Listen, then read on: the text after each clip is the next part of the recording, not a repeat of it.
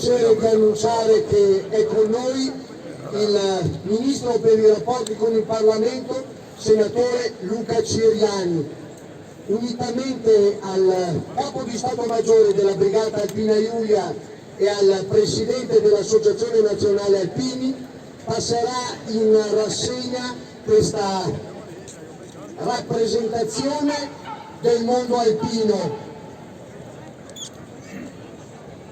Tutti a posto?